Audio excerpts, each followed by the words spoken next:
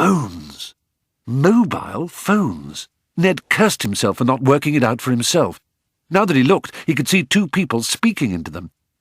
I've not been well, he said. I've been in a hospital. A prison, more like. No, a hospital. You must believe me, Dieter. I'm fine now, totally well, but I have, missed out on some things.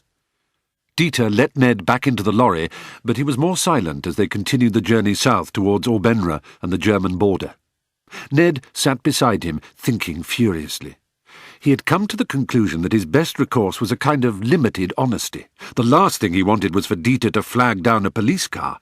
It would be hard to explain the quantity of drugs packed into his oilskin bag. "I'll be straight with you, Dieter," he said at last. "I've escaped from a Danish hospital.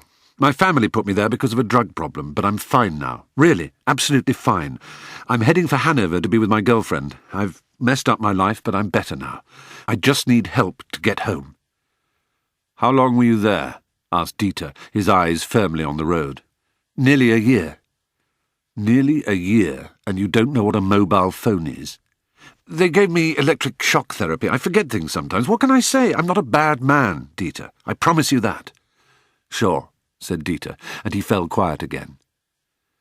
After an agonizing silence, which Ned did not dare break with pleadings or further justification, Dieter spoke again, shyly and with some embarrassment. I had a drug problem too some years back. I'm a trained engineer, you know. I had a very good job, lots of money. I got a little too fond of the heroin and I lost my job. With thanks to my marvellous wife Trude and the mercy and love of my Saviour Jesus Christ, I am now a clean and healthy person. I shall take you to Hamburg and introduce you to my church. A church is better than any hospital. Only the Lord can help people like us." "Bless you," whispered Ned. "You are truly a good Samaritan." "I suppose," Dieter went on, after blushing slightly at the compliment, "that you do not have a passport." "No," replied Ned. "I'm afraid I don't." "They do not always require them at the border, but even if they do not, the customs will certainly need to check my consignment papers. It's better they do not see you.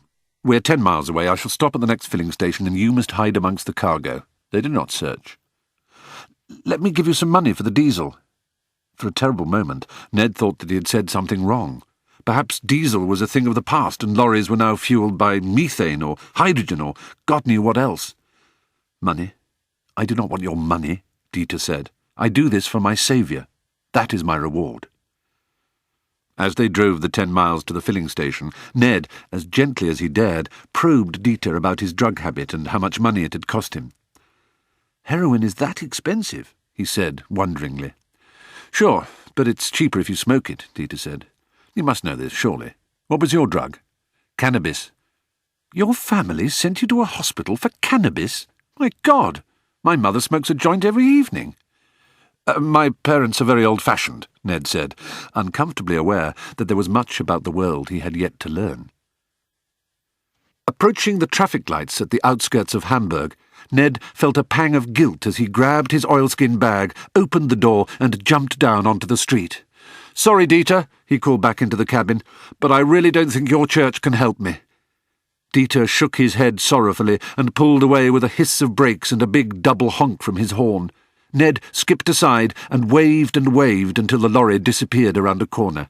He hoped that Dieter could at least see this last gesture in his wing mirrors and know that his help had been appreciated.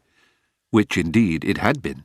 Ned had been crammed amongst the bales of pulp for no more than an hour either side of the border.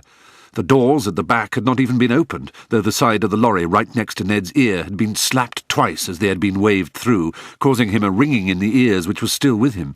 Dieter was amused and teased him about it all through Schleswig-Holstein. "It was the Lord speaking to you, Karl. Take my word for it."